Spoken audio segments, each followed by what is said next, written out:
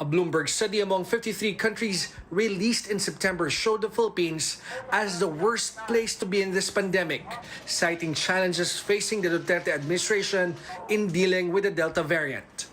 I think even with the difficulties in voter registration, not to mention the threat itself of the pandemic, people still go out there to line up because they see that this state of affairs can no longer continue beyond 2022.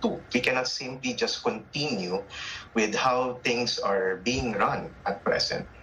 Ramota says a COVID-19 response that's lacking has been viewed as a lesson, that Filipinos deserve better leadership and the elections will help them obtain that. George Cahiles, CNN Philippines. The National Police vows to ensure an orderly election process, beginning with today's filing of COCs up to the declaration of winners. The agency says it is fully prepared for any eventuality following simulation exercises. It's also coordinating with the COMELEC on intelligence monitoring. With regards to health protocols, the PNP chief has this message for those filing their COCs.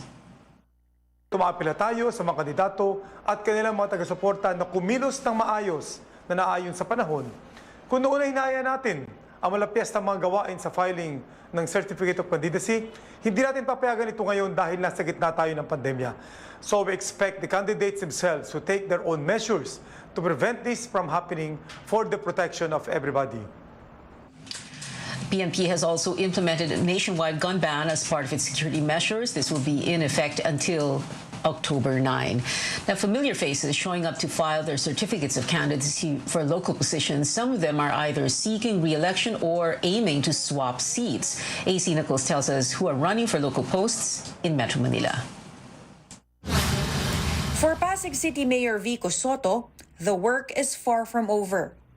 He says he wants to serve for a second term to make sure his reforms reach the grassroots, especially social services. Halimbawa, yung social pension, meron na pong ordinansa yan.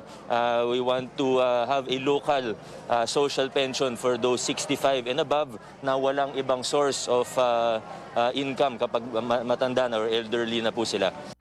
Soto will now have a running mate, former Pasig Representative Robert Dodot Jaworski. In Valenzuela City, the brothers Gatchalian, sons of a Filipino-Chinese business magnate, attempt to swap positions.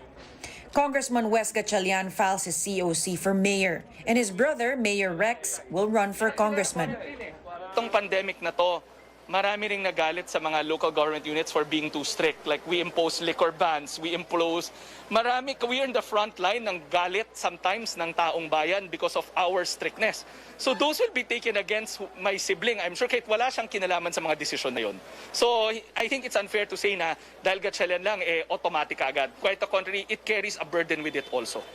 Sa aking pag-upo po, ang tututukan natin ay ang pagbabalik tulong sa mga nawalan ng trabaho dahil sa pandemya, no? Kaya po tinayo natin yung West COVID Help Desk ay para ho makatulong din sa mga micro-entrepreneurs natin na naapektuhan at nagsara dahil po sa pandemya.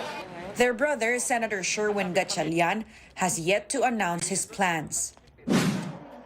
While they are not brothers, the incumbent mayor and congressman in Muntinlupa City are also switching seats.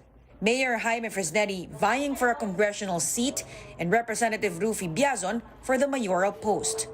At dahil kami naman ay magkasama sa partido at pareho rin ang mga pananaw sa mga bagay-bagay, mabibigay natin yung assurance na yung mga effective programs na yan ay may pagpapatuloy. At least 4 Quezon City Councilor aspirants filed their COCs, including former journalist Dolan Castro, who is going for a seat in the city's 1st district. A first during the pandemic, COC filing rules are different. Quezon City Police had to ask some supporters to leave the venue due to crowding. Pagpasensyahan niyo na po kung mayroon po nagkaroong hindi inaasahang pangyayari. Hayaan niyo po lahat po ng staff ko at mga supporters ko ay talaga naman pong maibibrief na po sa susunod po, no, para po masunod natin ang mga protocol na dapat po nating nasundan at hindi na po maiwasan yung ganong pangyayari. Over in Makati City, Mayor Abby Binay seeks re-election, with a representative filing documents for her. AC Nichols, CNN Philippines.